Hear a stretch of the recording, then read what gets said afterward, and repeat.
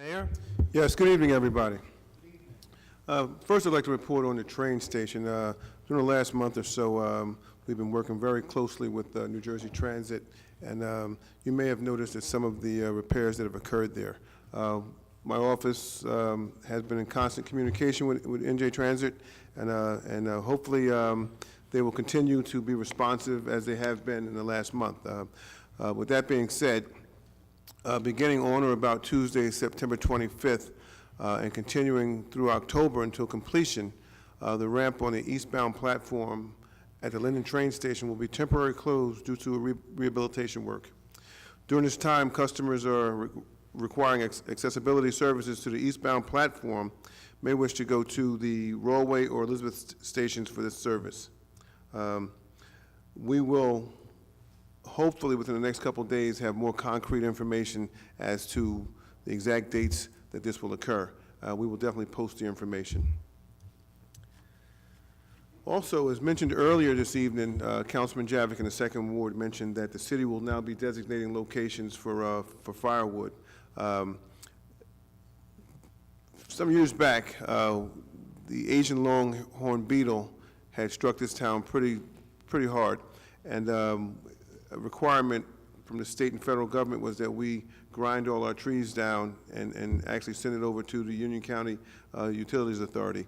We're no longer under that threat, and the cost of getting rid of the wood was astronomical, and we feel that by giving away the wood for firewood will be a significant savings for the city. So again, we're trying to do everything we possibly can to save. Next thing I'd like to report on, later on our agenda you will see where we are doing a resolution to transfer the redevelopment agreement to Accurate Construction. This is regarding the John T. Gregorio scaffolding, the JTC scaffolding building on West Elizabeth Avenue. We had one developer.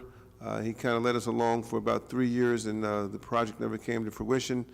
We consider this particular piece of property one of our best assets in town for development.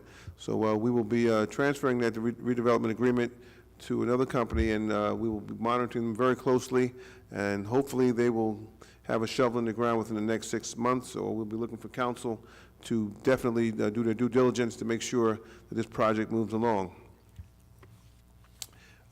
Last month, there was some discussion with regards to the Board of Elections, the Board of Education having the elections moved out of the school system.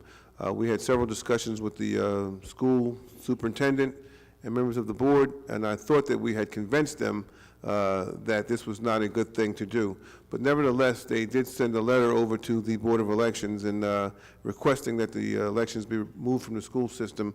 And I'm very happy to announce that the Board of Elections agreed with me, and we will continue to have our elections in the schools as these are statutory laws that say you have to have elections in public places, and I try to express that and explain that to the Board of Elections, to the Board of Education. Somehow it just wasn't sinking in.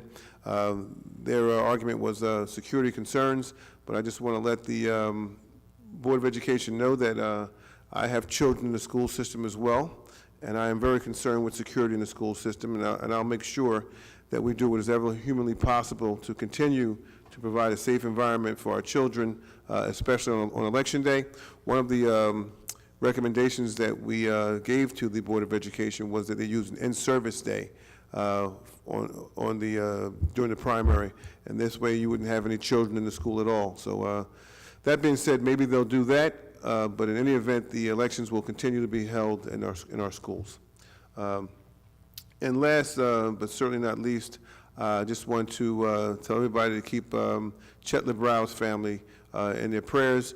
Chet LeBrow was the owner of Severn Furs. He passed away yesterday morning. At one time, Chet LeBrow, in fact, it's still, his business is one of the largest furriers on the East Coast. Chet was very active in our community. He was a member of our SID, and he's also was a member of the Union County College Board of Trustees. He was a very active member in our community, and he was very generous to various organizations in our town, so he will be missed. So again, I'd like you to keep his family in your prayers, especially his wife, who is currently under the weather as well. So that concludes my reports, Mr. President. Thank you. Thank you, Mayor.